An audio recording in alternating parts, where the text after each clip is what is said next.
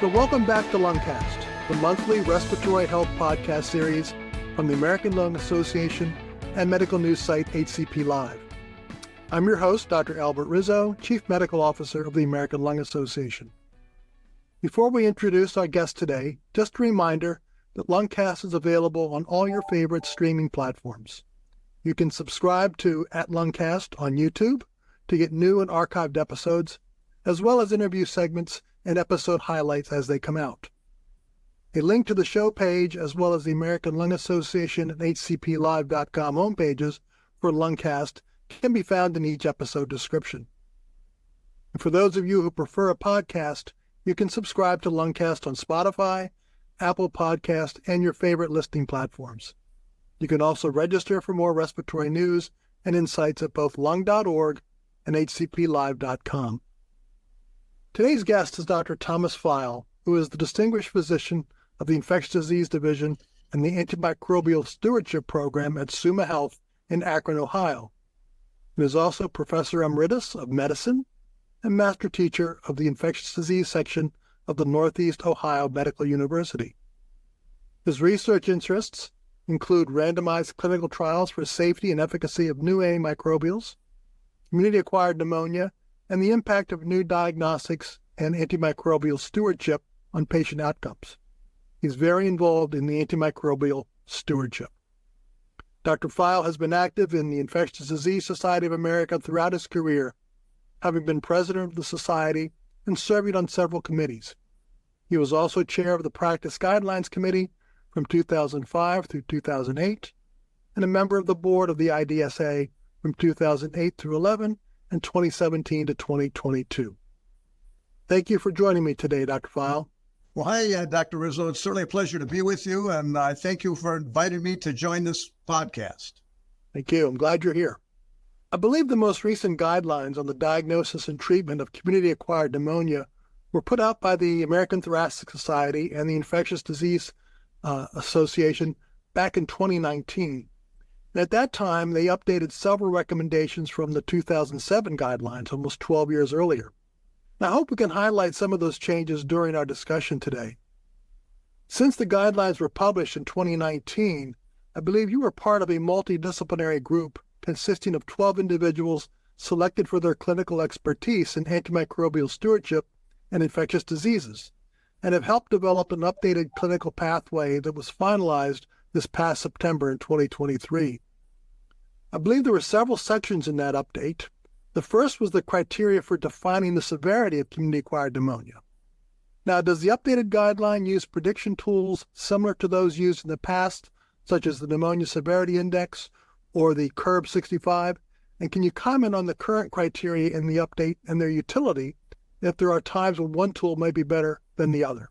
Yeah, well, first of all, Dr. Rizzo, let me just explain that this update, this clinical pathway that you referred to, was developed by IDSA with the support from CDC. And the primary purpose was to apply good antimicrobial stewardship principles to the most recent ATS-IDSA guidelines that, as you said, were published in 2019.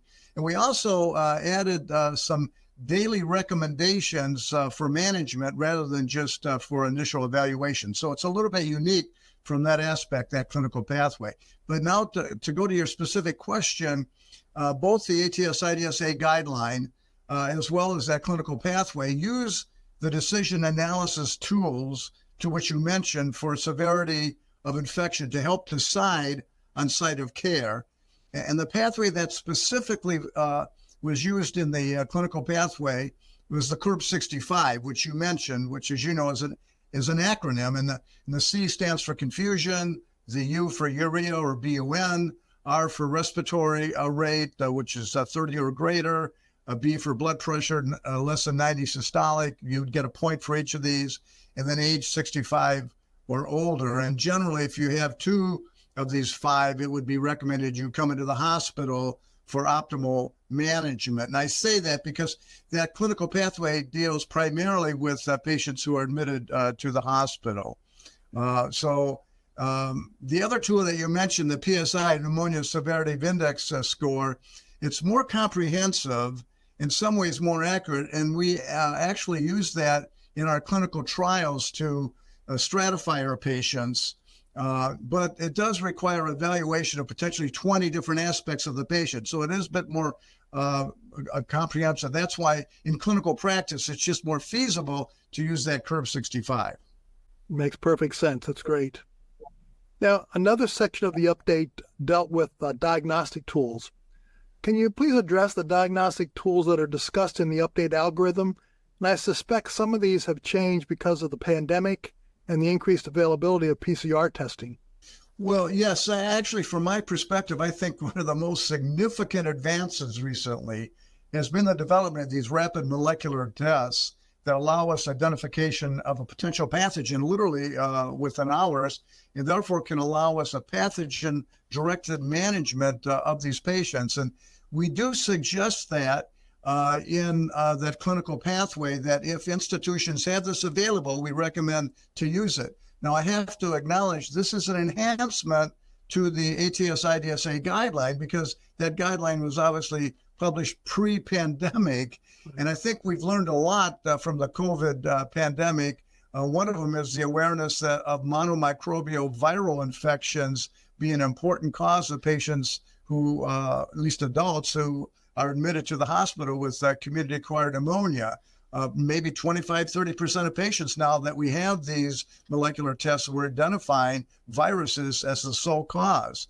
And it's not just SARS-CoV-2 or influenza for which we have effective antiviral therapy. It's other viruses like human metapneumovirus, like adenovirus, respiratory syncytial virus. And indeed, if we have one of these tests that's positive for one of these viruses and we don't have evidence of a bacterial co-infection and the patient's doing well, we feel very comfortable stopping antibacterial therapy. And this is a big change, because in the past, we usually did empiric antimicrobial therapy directed almost at all of the likely pathogens. And over the last several decades, this has led to what I would consider overuse of empiric antibiotics that are broad spectrum, because looking at routine culture methods, it was only the minority of patients, even coming into the hospital, we were able to identify a pathogen. But with these multiplex panels now, we're able to significantly increase the yield of the pathogens, including the core pathogens like pneumococcus, Haemophilus, the organisms associated with atypical pneumonia. So these results can allow us to narrow therapy more specifically.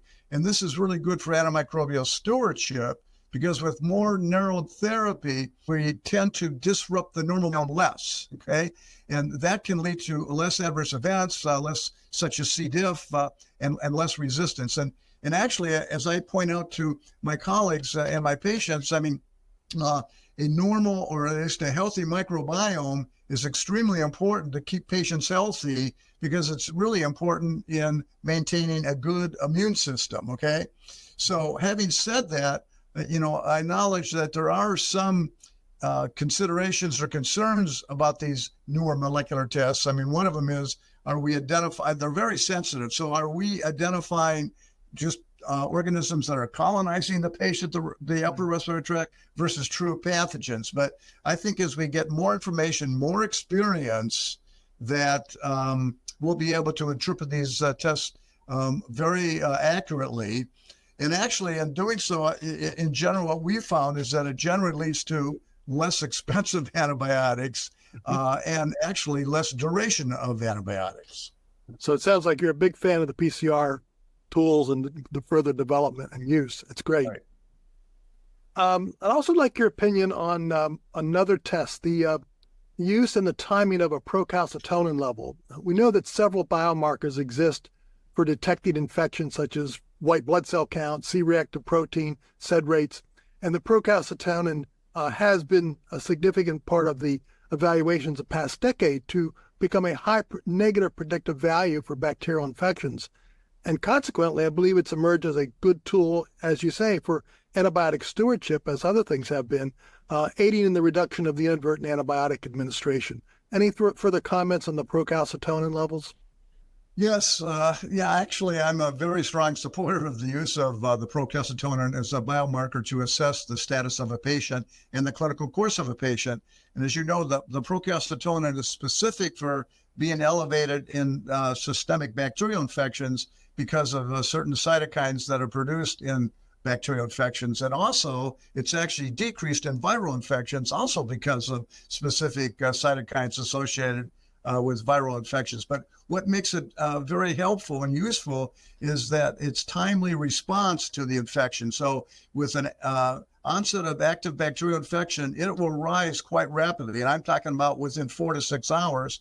But similarly, if we're giving appropriate antibiotics, we can see a significant decrease with an hour. So we can follow the course.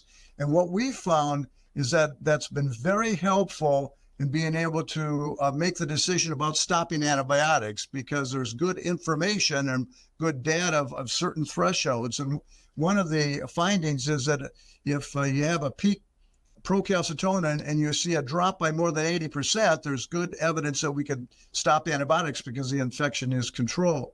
But I have to say, I mean, none of these tests are absolute. And with the procalcitonin, there are some false positives that can occur. For example, patients who are in hemorrhagic shock or have kidney injury can elevate without maybe significant infection. And also certain bacteria such as mycoplasma may not elevate the procalcitonin. So in certain instances, it may not be that helpful. So we use this test as a supplement to our clinical judgment as to, when we could stop antibiotics. And we've performed several studies in our institution and have found that it's been very valuable in being able to reduce the length of stay and promote better antimicrobial use with this test. Right. Good caveats there about the procalcitonin level. The other section of this pathway that we've talked about is the important treatment algorithm that was devised.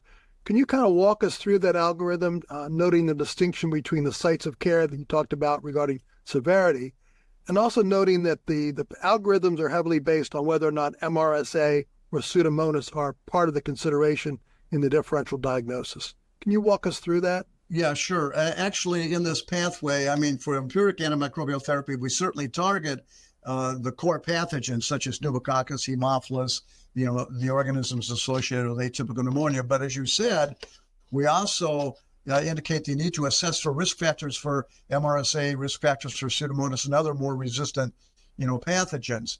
And since this updated pathway focuses on patients that are admitted to the hospital, once that decision has been made, then we need to make the decision, is a patient sick enough to have severe community-acquired pneumonia that warrants admission to the ICU. And that's important because we do address these risks somewhat differently, and as far as addressing empiric antimicrobial therapy. So if a patient, for example, is admitted to the general ward, we have specific risks for MRSA or Pseudomonas that are a little bit different than for severe community-acquired pneumonia.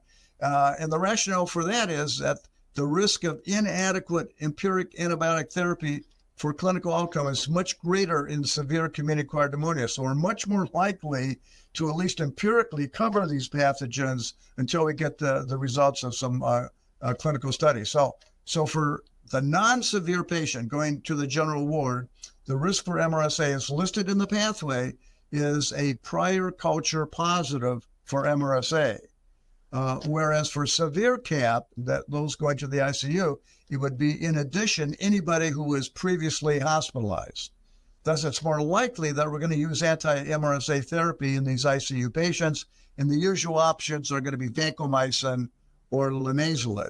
However, we do note that if one does a nasal swab PCR for MRSA and it's negative, that's a strong negative prediction against the presence of MRSA pneumonia. So if you have that test and it's negative, we feel very comfortable of stopping anti-MRSA therapy. Now, similarly for Pseudomonas, there's somewhat of a different nuance concerning non-severe and severe or ICU pneumonia. So For non-severe, we consider a risk factor for Pseudomonas as somebody who has very advanced lung disease or bronchiectasis, for example, or a history of Pseudomonas infection within the past year. But for patients coming to the ICU, risks also include anybody who's been hospitalized or who has been on parenteral antibiotics in the last 3 months, okay? So if there's no risk for MRSA or Pseudomonas, and that's certainly going to be the case for most patients admitted to the general ward, then the recommendation is for empiric therapy to cover these core pathogens that I mentioned, and it's generally going to be a beta-lactam plus a macrolide. And the most common beta-lactam I think that's used in most institutions like ours is ceftriaxone, and then we'll often use azithromycin, to cover the atypical pathogens. Then the other option for the general ward patients is a respiratory fluoroquinolone, such as levofloxacin or moxifloxacin. However, from an antimicrobial stewardship standpoint, I can tell you that many of us prefer to avoid the fluoroquinolones due to the adverse effects associated with their use. Now, if there's Pseudomonas risk factors, we certainly want to use an anti-Pseudomonal beta-lactam, which will also cover the pneumococcus and the Haemophilus, such as piperacillin tazobactam, such as cefepime. But then we're also going to add a drug active against the atypical pathogens. But I want to go back to the ATS-IDSA guideline because you mentioned there's changes from the 2007 version. Right. And one of the big changes is that since 2007 now up to 2019, there's been a significant increase in resistance of pneumococcus to the macrolides. Because in the old guidelines, it was suggested, particularly for outpatients, you could use monotherapy with a macrolide. But we no longer recommend that anymore because all over, at least in the United States, because there's significant resistance. So now it's recommended for outpatients, if you don't have any significant risk factors, such as risk for resistance or have significant underlying condition, what's recommended in the new ATS-IDSA guidelines is you can use monotherapy with amoxicillin, monotherapy with doxycycline. Personally, I prefer doxycycline because it covers the atypical pathogens as well. And then if you do have significant underlying conditions, we would recommend a combination of oral agents such as amoxicillin or amoxiclav plus azithromycin. Yeah, and again, these algorithms, a lot of this is based on immunocompetency versus compromised individuals with regard to their immune system. That's very important to distinguish. These are immunocompetent patients who are free living in the community. It's not patients who have significant underlying, immunodeficiency type of issues, for which we're much more broad spectrum, have to cover other significant pathogens, opportunistic infections, fungi, etc. Right. Thank you. So let's stay with the antibiotic stewardship a little bit more. The aspect of appropriate use of the antibiotics is significant with regard to not only the side effects avoidance, but also the promotion of resistance. Can you go through some of the best practices regarding duration of antibiotic therapy with regard to stewardship? You've touched on some of them. Yeah, right. Well, one of the unique aspects of this pathway, and I mentioned it earlier, is that we actually give recommendations on a day-to-day basis of management, not just the initial evaluation, such that as you evaluate the results of lab tests and cultures and evaluate the progress of the patient, and maybe you identify a pathogen, then it's really important to de-escalate from your empiric antimicrobial therapy to a less broad spectrum therapy. And as I said previously, this is very important for antimicrobial stewardship. We also provide guidance, for example, on when it's appropriate to transition from IV to oral therapy, and then when it's reasonable to discharge a patient to outpatient care.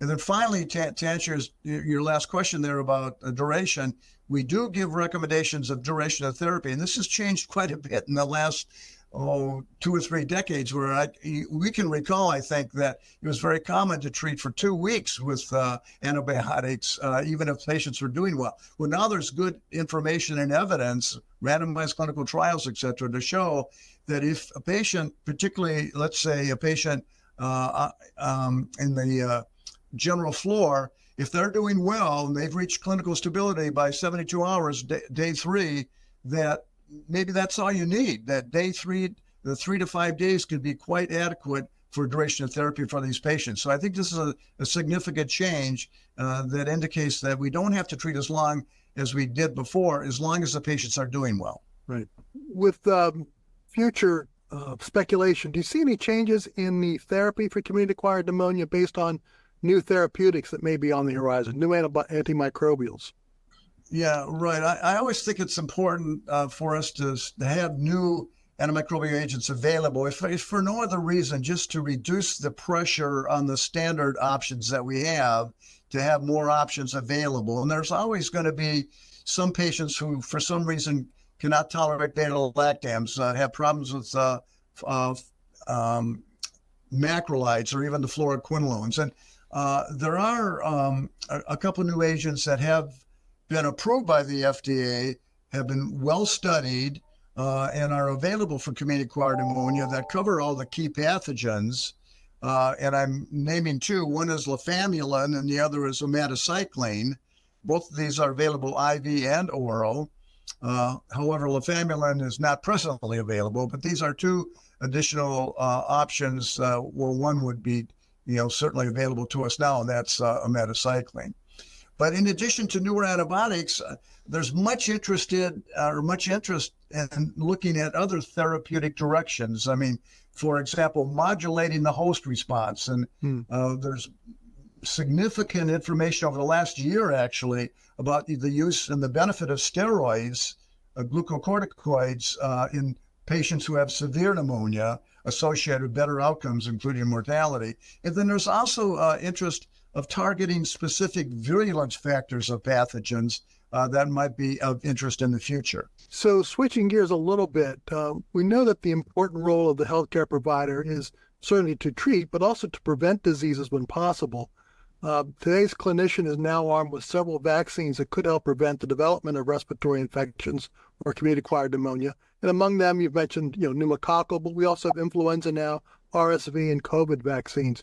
Could you just kind of hit high-level review of the current recommendations from the ACIP regarding the use of these vaccines?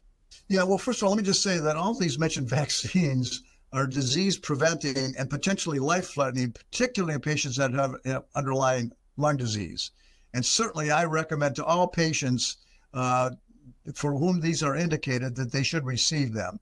Now, the problem is we know lately that there's been an issue with vaccine hesitancy and the anti-vaccine considerations, much of which is false, as we know.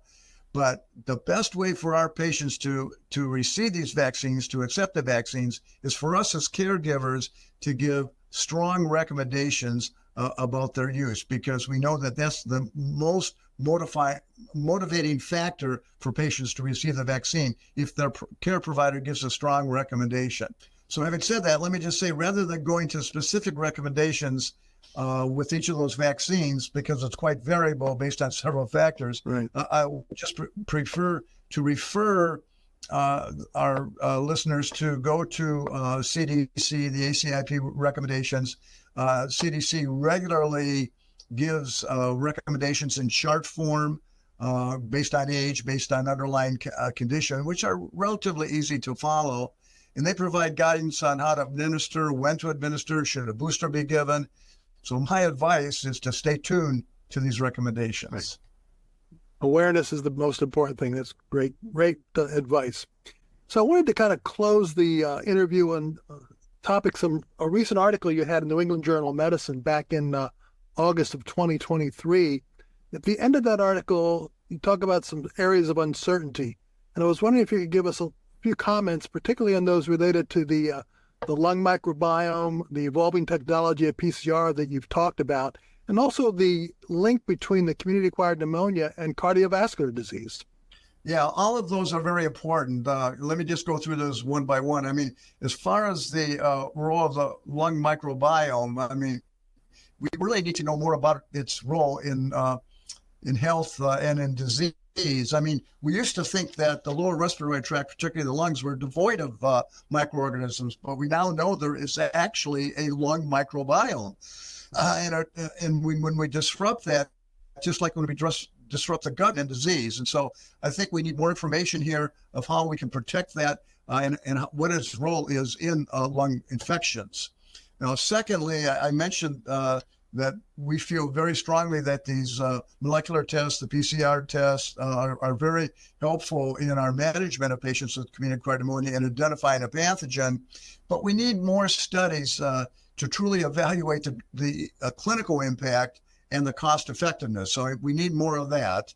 And then lastly, you bring up a good point, Dr. Rizzo, about the association between community-acquired pneumonia and increased risk of cardiovascular disease. Again, we used to think that if a patient had pneumonia in the hospital and they developed an MI, well, it was unrelated. But now we know there is a relationship.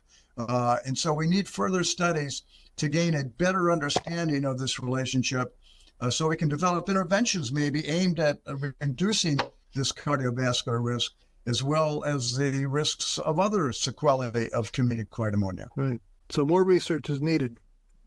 So this has been brief but a comprehensive discussion for our listeners. Any other points you'd like to make at this time before we end the discussion? Yeah. Thanks, Dr. Rizzo. Actually, following up on that last statement about the long-term sequelae, I mean, this is something now that's a different perspective. I mean, we used to think of pneumonia as an acute process, right? You got over it and that was it. But now we know there are both short-term and long-term consequences, and that this is a systemic type of infection. And that, as I said, with the cardiovascular risk, we need to be able to understand better how we can intervene and the better we know about how to manage this and how to prevent it, it's going to be better for our patients. Well, thank you again to Dr. File for your time and sharing of your expertise. If you want to hear more regarding respiratory infections, we have developed a great archive of discussions on our show feeds, including episode 37 with Dr. Barbara Taylor regarding the RSV transmission and the new vaccines, as well as episode 17 with Dr. Shantanu Agarwal regarding fending off influenza. Be sure to subscribe and rate Lungcast on your preferred listening or watching platform, and visit lung.org and hcplive.com for more news and resources. Also, please keep in mind that aside from educational endeavors such as this podcast, the American Lung Association, through its Research Institute, is a source of funding for researchers in all aspects of lung disease. More information on this can be obtained at lung.org/research. Until next time, I'm Dr. Albert Rizzo, reminding you that if you can't breathe, nothing else matters.